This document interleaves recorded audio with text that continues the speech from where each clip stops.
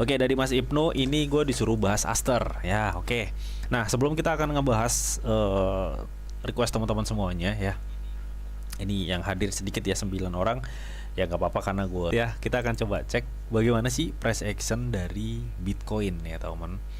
Nah, ini juga sangat-sangat krusial ya, tapi memang banyak sentimen ya, masih sebatas isu dan spekulasi.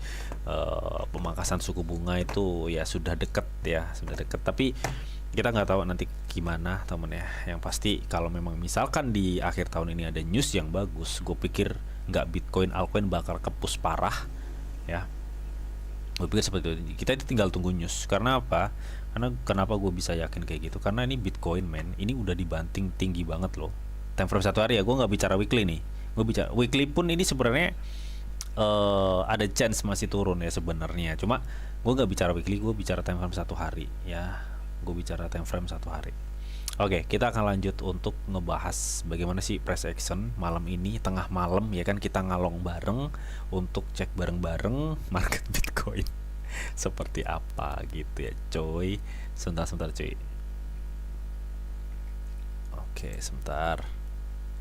Dari Getless baru bergabung ya. Sebentar cuy, kita akan coba cek Bitcoin time frame 1 hari seperti apa. Nah, di time frame 1 hari ini udah agak ketar-ketir gitu teman ya. Di time frame 1 hari ya teman, apakah ini memungkinkan Bitcoin di awal Desember kebanting atau bagaimana ya. Oke, kita akan cek bareng-bareng ya. Kita mulai dari seperti apa volume transaksi yang terjadi pada Bitcoin di time frame 1 hari. Ya, kita lihat bareng teman-teman dalam kurun waktu time frame 1 hari ya, time frame 1 hari kita bisa melihat ya. Kita ambillah start di 19 November sampai sekarang. Ini kalau kita hitung atau kita pukul rata-rata, ini banyak sell-nya daripada buy-nya ya teman. Tapi memang kalau kita cek di time frame 1 hari per kita left, ini sudah memang ada pembelian ya, meskipun nggak banyak gitu teman.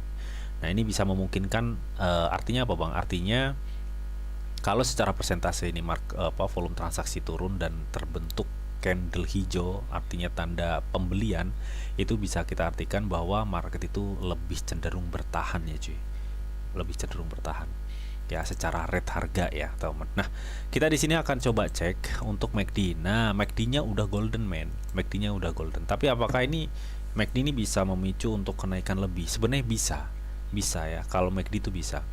Ini kalau gue cek MACD, ini sebenarnya udah golden cross, artinya dia sebenarnya kesempatan up-nya itu tinggi banget. Tapi gue pikir kalau gue lihat ya dari volume transaksinya sekarang yang cenderung secara presentasi itu turun, terus yang gue lihat juga untuk stok RSI-nya udah overbought, gue pikir oke lah, mungkin agak long, dia akan ada naik. Cuma ini butuh dikoreksi dulu, paham ya? Teman-teman paham kan? Nggak mungkin dong market itu langsung naiknya ngaceng terus, nggak mungkin, kecuali token-token baru atau token-token yang udah mengalami suatu penurunan yang cukup tinggi, habis itu dipam langsung ngaceng terus, itu bisa aja terjadi. Tapi kalau untuk Bitcoin seperti dikasih model seperti itu butuh dana yang cukup besar ya untuk menggerakkan market Bitcoin. Nah, ini kita bicara Bitcoin. Nah, untuk stok RSI di Bitcoin ini agak ngeri-ngeri sedap cuy. Jadi gue pikir lu harap hati-hati ya, meskipun memang agak long ini Bitcoin bisa memicu suatu kenaikan, tapi untuk short term ini sepertinya akan ada tekanan untuk Bitcoin.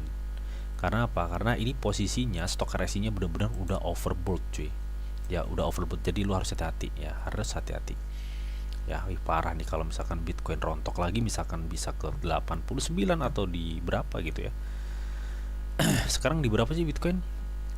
Sebentar, ini bisa memicu seperti ini loh cuy, gue ngeri gue ini. Wah, parah banget ya kalau misalkan ini altcoinnya ini yang bakal rontok nih kalau misalkan Bitcoin disikat lagi nih. Tapi kita akan coba cek ya, ini kan kalau kita cek di time frame 1 hari ya, ini memungkinkan Bitcoin akan sepertinya akan ada suatu penurunan. Tapi kan kalau kita cek di time frame 4 jam, mungkin untuk short termnya lebih short term, kita bisa melihat mungkin ya akan ada suatu kenaikan atau gimana atau hal lainnya gitu ya. Tapi kalau untuk time frame 1 hari ini mungkin akan turun. Jadi ini sebenarnya untuk analisa gue yang ini sebenarnya masih tetap ya cuy, masih tetap. Nah, kemarin kita udah nyampe ya target kedua nih, lu bisa lihat ya. Nah, ini ya. Ini kan kemarin udah nyentuh di 92.900 ya. 92.900 dan dia terkoreksi ya kan. Tuh, dia terkoreksi cuy. Atau belum nyentuh ya kemarin ya. Gue kemarin live tanggal berapa sih?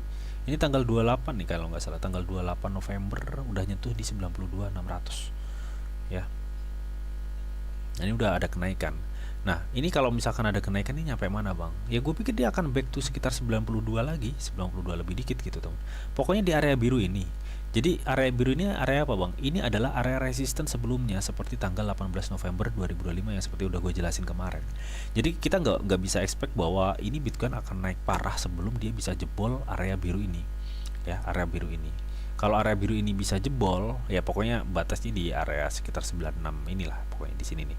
Sampai sini bisa jebol, mungkin kita bisa expect bahwa Bitcoin akan ada kenaikan yang lumayan gitu ya. Paling nggak dia udah nyentuh di 100 lebih lah. Kalau sampai dia bisa jebol, maksudnya bisa ngebreak ya, ngebreak out area level 93 ke atas ya, sampai 96 ke atas. Ya pokoknya di area biru inilah. Pokoknya area biru ini bisa jebol, kita bisa ekspektasi bahwa ini Bitcoin akan bisa up di atas 100.000 US dollar. Tapi kalau enggak, lu jangan berharap deh. Intinya seperti itu. Oke, jadi Fik ya, ini time frame 1 hari ini agak rawan untuk Bitcoin. Meskipun kalau lihat saat ini ada kenaikan, gue pikir ini kenaikannya masih sangat-sangat bertahan di level 92 sampai 93. Ya, karena di situ ada resisten yang gue lihat. Nah, kita akan mencoba untuk melihat di time frame yang lebih kecil ya. Jadi biar lebih konkret gitu. Gue penasaran. Nah, ini lu bisa lihat ya. Kenapa tadi gue bilang, kalaupun memang ini short term ada kenaikan, gue pikir dia masih akan sangat bertahan di level 92 sampai 93. Tadi gue bilang gitu ya. Nah, kita akan buktiin bareng-bareng dan kita cek bareng-bareng apakah memang untuk short term ini Bitcoin akan ada suatu kenaikan. Lu bisa perhatikan. Nah, tuh kan. Jadi gue pikir ini akan back to ngebidik level yang kita targetin kemarin, antara 92 antara berapa ini? 92.900 sampai 93. Kenapa, Bang? Gue pikir ini akan ini kan time frame 4 jam ya.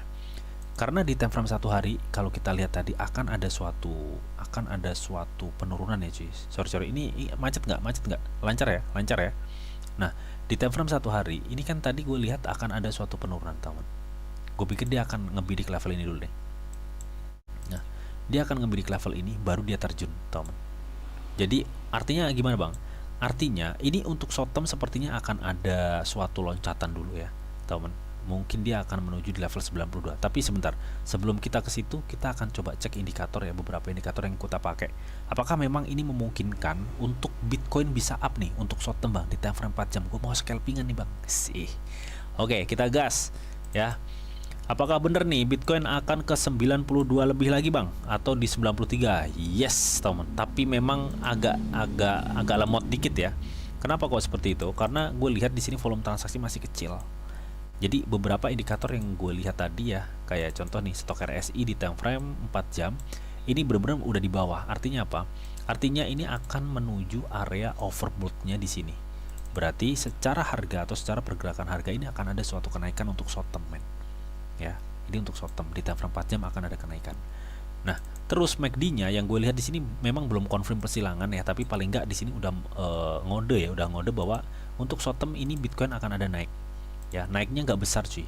Mungkin dia akan targetin di 92 lebih ya, 92 sampai 93 itulah. Nah, ketika kita udah melihat itu semua, jadi kita bisa fix nih, kita bisa pastiin bahwa bukan ngejudge pasti banget tuh enggak ya teman, tapi menurut analisa gua, dia akan menuju area yang gua kasih tanda merah ini. Kelihatan nggak area yang gua kasih tanda merah ini? Ini area berapa sih, Bang? Ini area 92.500 sampai 93. Ya, jadi dia akan menuju di area sini lagi, baru dia akan kebanting. Gua pikir seperti itu. Contohnya kayak gimana sih, Bang? Kayak gini nih. Jadi dia tuh kayak gini, men. Nah, dia akan gini, mencoba untuk gini dan gini. Ya, jadi lu jangan tamak-tamak ketika nanti Bitcoin udah nyantuh di misalkan di 92 lebih ya, atau di 93. Sekiranya 93 ini udah berat banget ya, dia biasanya kalau mau turun ya, ini kan dia jatuhnya kalau misalkan dia nanti Bitcoin naik di 92 sampai 93 dan dia nggak mampu break out, ini kan jatuhnya konfirmasi double top di time frame 4 jam, ya kan? Nah, biasanya model-model seperti ini double topnya itu ini temen ya, dia cenderung apa namanya, konsolidasi di resisten, biasanya seperti itu ya. Jadi dia ngebuat 1-2 candle dulu merah mungkin, habis itu terjun dalam. Jadi seperti itu. Jadi gue pikir lu jangan tamak-tamak dulu, karena apa, time frame 1 hari ini Bitcoin kecenderungan akan ada suatu penurunan. Makanya kalau lu cek di time frame 4 jam ada kenaikan, ini bukan suatu kenaikan besar. Jadi kesimpulannya apa? Kesimpulannya lu jangan tamak. Oke, ketika udah opit ya udah buang. Santai dulu, tahan. Ntar kalau udah koreksi baru sikat lagi. Ini seperti itu. Ya, jadi targetnya tetap teman, targetnya ini gue pikir akan back to sekitar 92 lebih ya, sampai 93. Itu ya seperti itu. Gue nggak ngubah target karena sepertinya ini akan back to sekitar 92.500 sampai